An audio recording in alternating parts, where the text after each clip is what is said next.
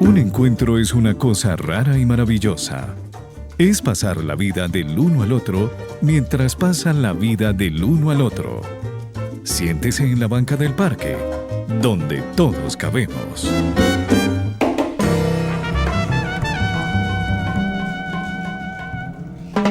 En el anterior podcast, que va parte 1 y parte 2, hablamos cómo dar malas noticias. Pero siempre hay alguien que nos está escuchando, alguien que está recibiendo, alguien que está del otro lado. Y por eso hablamos en este podcast de cómo recibir malas noticias. Porque yo también creo, ya le vamos a preguntar a Lina, uno debe tener un autoconocimiento, como nos comentaban en podcasts pasados, cómo puede reaccionar, qué puede suceder. Yo, cómo estoy analizando o controlando mis reacciones, cómo me gestiono. Pero también yo siento que hay muchas preguntas allí de cómo me lo dicen, tendremos que hablarlo. Por eso hoy está con nosotros una invitada que ustedes ya conocen y que ya lleva muchos podcasts con nosotros. Recuerden que los pueden encontrar todos en YouTube. Ella es Lina Paola Lara Negrete. Ella es psicóloga de la Universidad Nacional de Colombia, magíster en Psicología e Investigación de la Universidad de los Andes, formada en perspectiva del transcurso vital, facilitadora en procesos de acompañamiento basado en acción sin daño, ética del cuidado, acompañamiento pedagógico y conciencia plena del respeto a la autonomía. Hoy les damos la bienvenida. Yo soy Jacti López.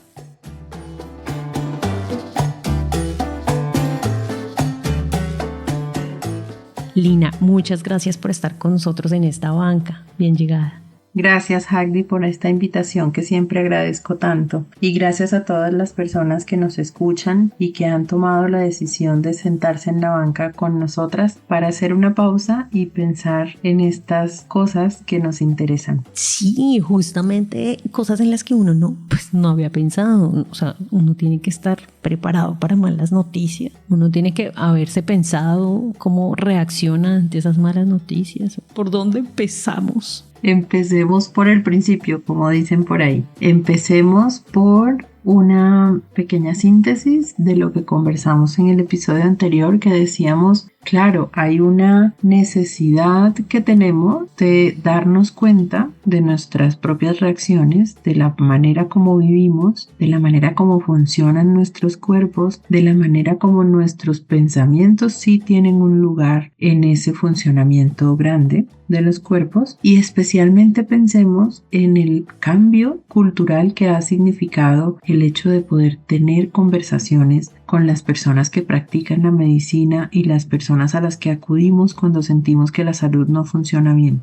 Hay una cosa que hay que decir para comenzar esta conversación, y es que los sistemas de salud en el mundo, al parecer, a veces no están tan diseñados para propiciar conversaciones que ayuden a tomar decisiones informadas sobre la salud de las personas. Eso es un poquito una tragedia, pero es el momento que nos ha tocado, porque esos sistemas de salud son sistemas que están pensados con unos términos de eficiencia, que lo que han hecho es probablemente mejorar el tiempo, el número de usuarios que se atienden en una hora, mejorar algunos de esos indicadores, pero qué pesar, en detrimento de otros. Es decir, la calidad de la atención, la calidez de la atención y las formas en las cuales ocurre esa relación maravillosa entre quien ha estudiado todos los cuerpos y quien pone en sus manos el propio cuerpo, pues digamos, sí tenemos muchos cuestionamientos que hacer al respecto. Nada hay más maravilloso que dar en medio del sistema con una persona profesional de la medicina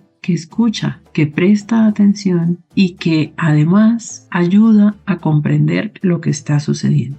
Frente a cualquier situación que pone en riesgo la salud, la mejor de las maravillas es poder comprender qué es lo que pasa.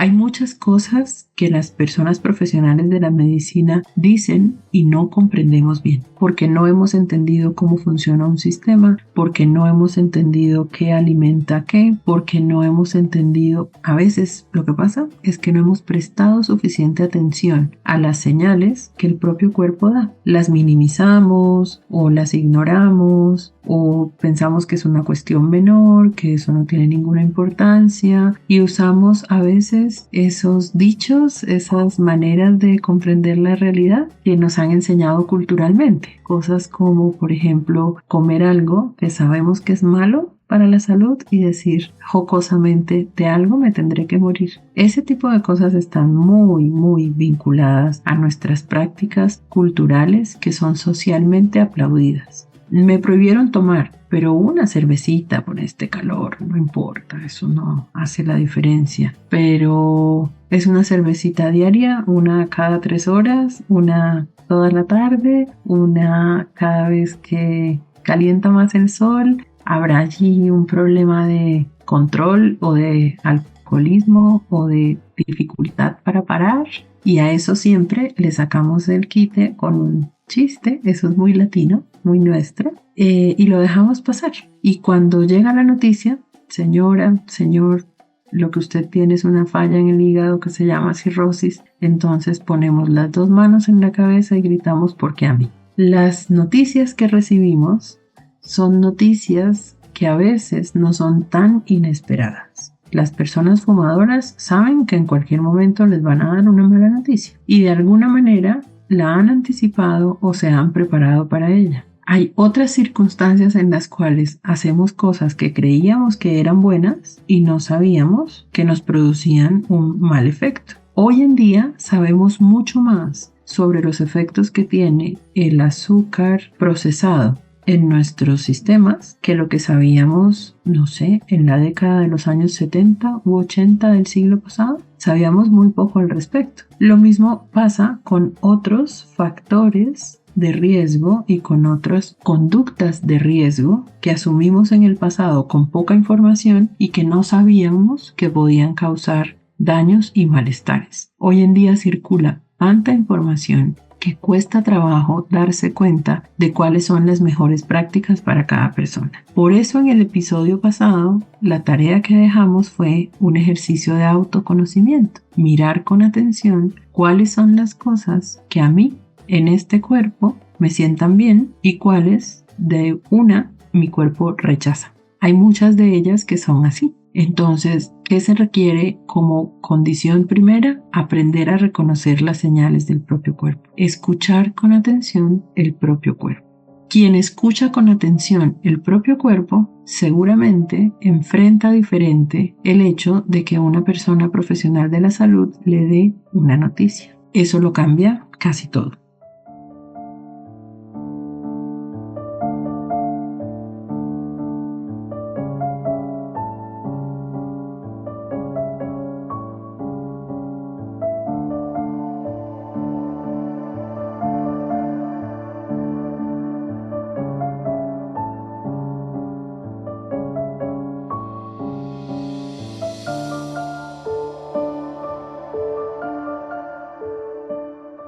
Wow, o sea que en ocasiones nos pueden emitir una noticia de una manera un poco fuerte, no regulada, no pensada, no consensuada, sino que llega así y de nosotros depende que esto pueda seguir siendo una información negativa. Entonces, sí, me gusta, o sea, como que la responsabilidad del tema no solamente recae en una persona, sino que es en ambos, emisor y receptor. Cuando una persona profesional de la medicina a la que consultamos nos dice con detalles cuál es la gravedad de la situación, es altamente probable que esa gravedad se aumente si nos preocupamos, es decir, añadimos pensamientos catastróficos sobre todo lo malo que puede ocurrir y de una vez le avisamos a nuestro cerebro que baje la guardia, que no ayude, sino que se eche a la pena. Es diferente cuando recibimos una noticia sobre la gravedad de la situación y nuestra siguiente pregunta es ¿qué tengo que hacer ahora? Porque no es si yo hubiera, no, es ahora. que estoy ante esta situación que el médico está diciendo, ¿yo qué puedo hacer en adelante? Es decir, la disposición a ocuparse del asunto sí lo cambia todo. Hay un pocotón de estudios que se han hecho especialmente revisando cómo funciona el cerebro cuando las personas estamos dispuestas a hacer algo versus cuando no. Entonces, ya sabiendo que la neuroquímica de nuestro cerebro está a nuestro favor cuando la ponemos a nuestro favor y a veces en nuestra contra cuando la desconocemos o cuando no le damos el lugar que se merece, es altamente probable que las conversaciones que tengamos sean distintas por un elemento esencial, la forma como las recibimos.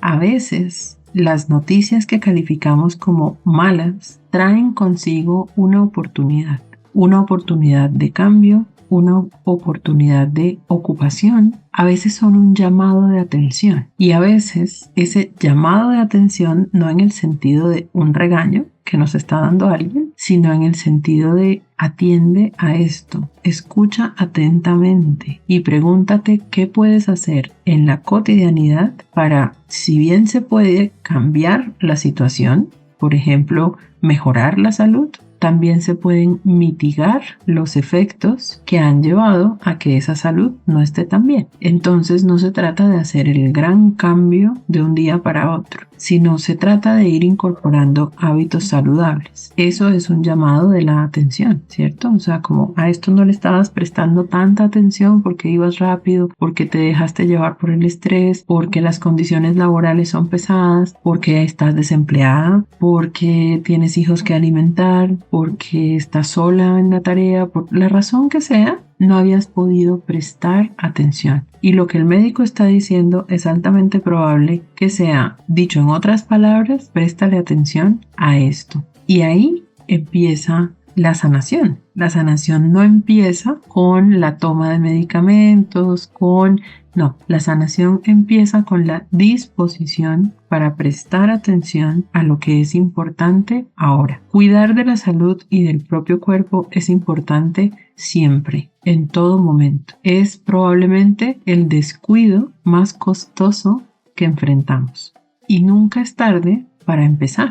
Nunca es tarde para escuchar. Nunca es tarde para ocuparse. Siempre irá en nuestra contra preocuparnos. La noticia que recibes, sea cual sea, es un llamado de atención. Es un llamado urgente a escuchar, a considerar, a incorporar y sobre todo a comprometerte con los cambios. El médico no tiene la culpa de lo que está leyendo en una prueba diagnóstica. El médico no tiene la culpa de lo que probablemente ha dicho atropelladamente, porque el sistema le impone decir rapidito, tienes 20 minutos. En algunos sistemas de salud es así. El médico tiene una responsabilidad que habrá que trabajar con él, pero la tuya, así como te llaman paciente, es escuchar atentamente.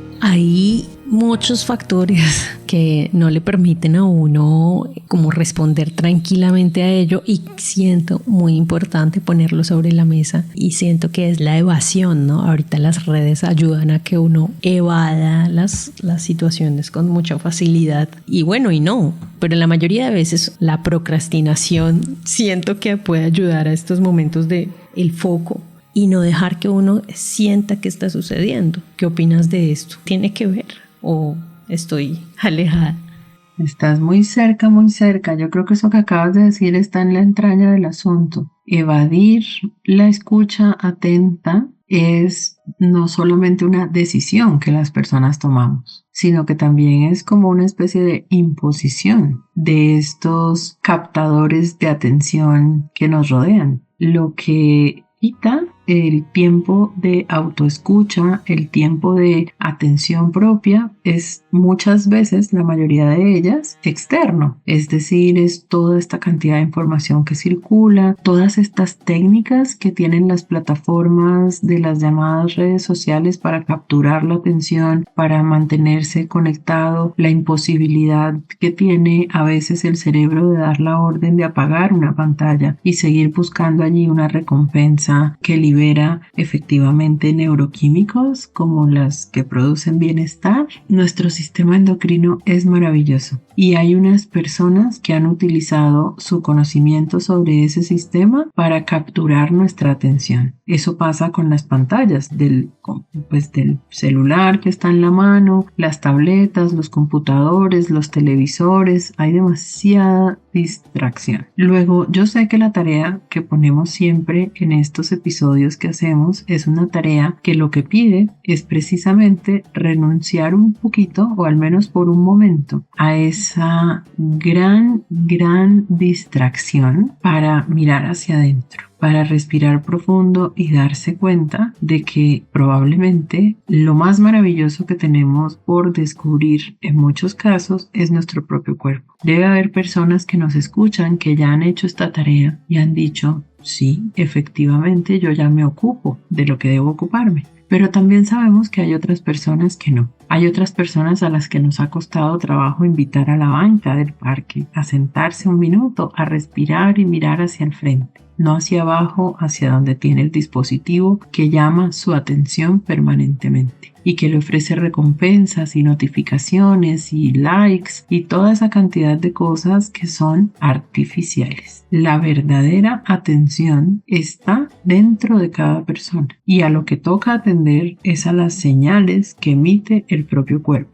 que avisa cuando algo no funciona bien. Ese espasmo que usted tiene está directamente relacionado con una carga laboral no resuelta. Ese dolor que usted tiene en alguna parte específica de su cuerpo puede estar directamente relacionado con una conversación profunda que aún no ha tenido y que tiene que tener.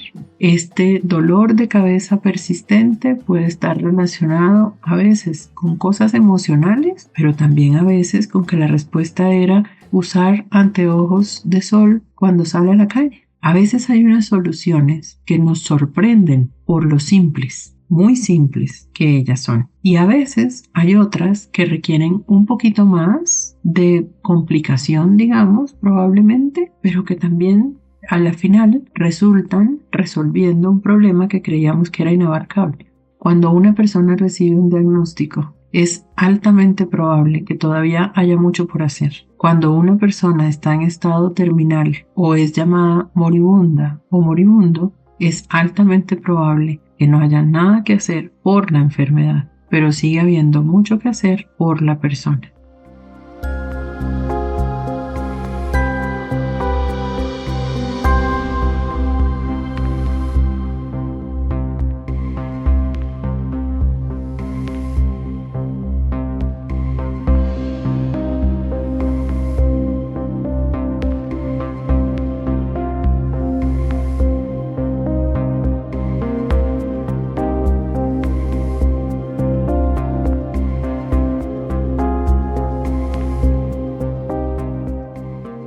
Wow, yo siento la importancia y el peso de esta última frase, porque tanto para los profesionales como para los cuidadores, los acompañantes familiares, se tiende a olvidar. Uno se fija mucho en la enfermedad y tiende a olvidar a la persona, a olvidarse a uno mismo también y a sentir que probablemente la enfermedad es lo que lo define o lo caracteriza. Y sí, la persona, mira que nos hace es cambiar el foco.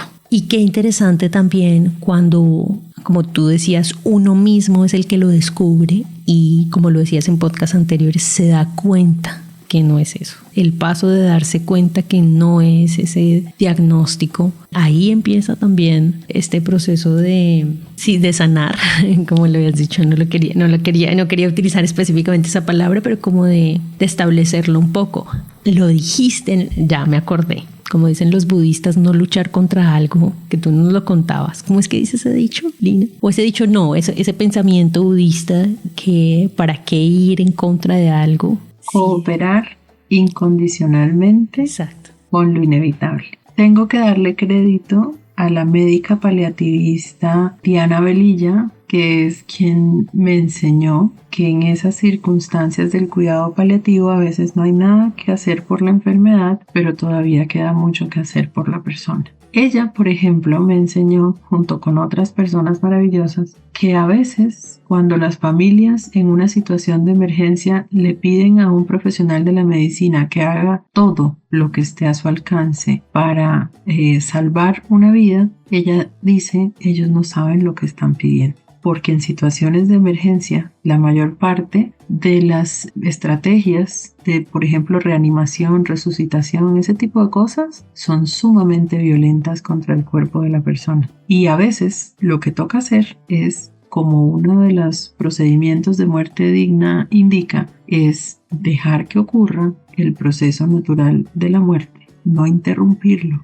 Porque muchas veces la muerte no es una derrota, es un alivio. De esto hemos conversado, pero todo esto tiene que ver mucho con la manera en la que nos dan las noticias y la manera en que recibimos las noticias. Cuando recibimos una noticia, nos interesamos por saber de qué se trata, qué se puede hacer, cuál es el diagnóstico y cuál es el pronóstico. Es probable que serenamente nos demos cuenta de que lo mejor que se puede hacer es no interrumpir el proceso natural de la muerte, mucho menos con procedimientos invasivos. Hay una gran cantidad de casos documentados de personas que reciben la noticia de que tienen un cáncer y se les propone como tratamiento hacer una quimioterapia y muchas personas rechazan ese tratamiento y dicen gracias, no, lo que quede lo quiero vivir sin un tratamiento que me va a hacer sentir mal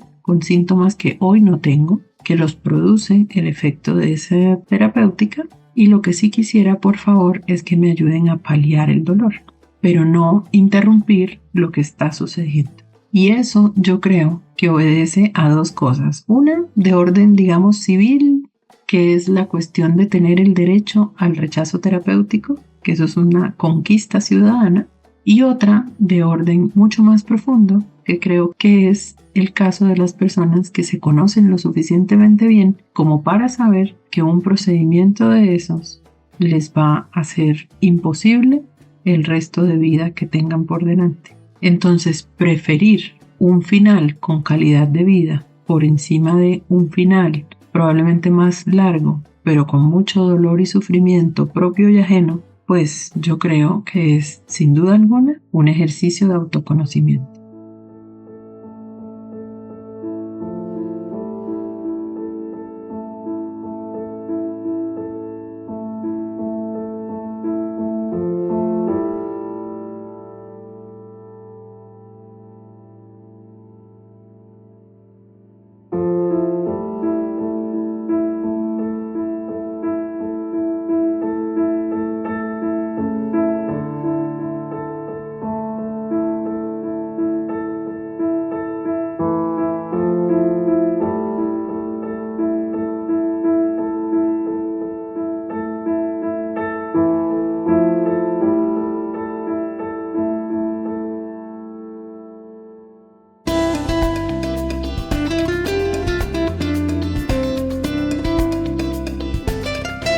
Banca del Parque Radio. Lina, llega el momento de la tarea. Siempre nos pasa que a lo largo del episodio yo sé que las vamos distribuyendo la tarea en pequeños ejercicios, pero hay uno que me parece que es súper interesante. Ahora, en este momento, me parece que sería muy interesante hacer un pequeño inventario. Tome usted un papel y un lápiz, o si prefiere escribir en su teléfono o en su computador, donde usted quiera, haga una lista, una pequeña lista. Para algunas personas será corta, para otras personas será larga. No importa la extensión. Lo que sí importa es que usted en esa lista consigne todas las veces que usted ha recibido una noticia médica, una noticia sobre su salud y se ha ocupado de ello. Es decir, si a usted en su última revisión médica en los exámenes de sangre salió el azúcar elevado y lo dejó así, esa no nos sirve en esta lista. Si usted en su revisión médica más reciente recibió la noticia de que el azúcar en la sangre estaba elevado y usted empezó a hacer algo al respecto, como por ejemplo una dieta o se está tomando juiciosamente un medicamento que le dieron o encontró una medicina natural, un alimento que le reduce esos niveles de azúcar y lo está consumiendo con regularidad, ese sí va en esta lista. Hagamos una lista de ocupaciones en relación con la salud. No preocupaciones, esas las tenemos todas las personas. Yo vivo en una ciudad densamente poblada y cada vez que salgo a la calle me preocupa la calidad del aire.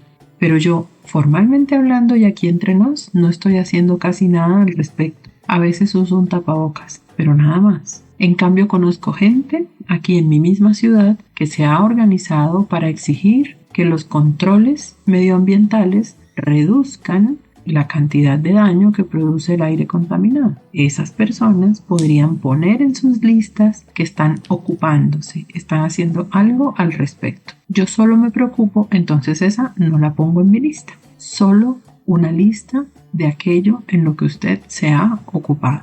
Ahí van a surgir cosas que le preocupan y la sugerencia del día es ocúpese de ellas. Lina, muchas gracias siempre. Gracias a ti, Hagdi, por sentarte conmigo en la banca y por ponerme estas conversaciones y estas reflexiones de presente. Gracias. A ustedes también, gracias, que se sientan, se toman su espacio o también, como nos cuentan algunos oyentes, están acompañando sus quehaceres y se dan la oportunidad de escuchar contenidos distintos. Gracias por estar aquí con nosotros. Les mandamos un abrazo. También le mandamos un abrazo a nuestros oyentes en cualquier parte del mundo. Aquí los pensamos, los tenemos en el corazón y en el pensamiento, así que gracias. Recuerden que también se pueden conectar con nosotros en nuestra emisora online 24/7 www.bancadelparque.com. Estamos en TuneIn, también nos puede escuchar directo desde nuestra página. Por supuesto, nuestros podcasts están en YouTube, Spotify y iVoox. Recuerden que en la producción Felipe Riveros Prieto y yo, Hagdi López, una voz, Banca del Parque Radio. Chao.